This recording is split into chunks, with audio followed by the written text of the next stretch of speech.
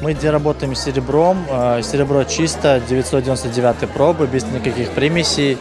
Крымско-татарская филигрань, она более ажурная.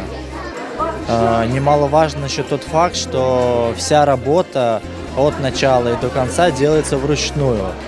Вплоть от подготовки материала и до конечной станции, до полировки. Это немаловажно. Это отличает даже люди, которые приезжают из других стран, из других городов, они видят разницу.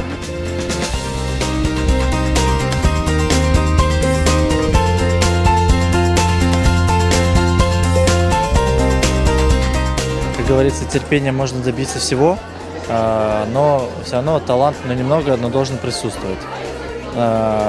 Самое главное — это терпеть, сидеть, должна быть еще усидчивость, потому что мы работаем в основном сидя.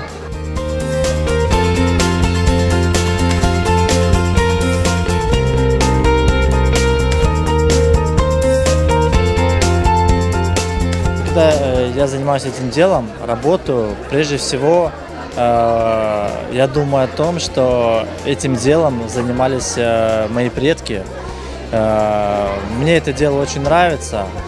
Я понимаю, что я должен был перенять это дело и передавать его дальше, чтобы эта техника не потерялась.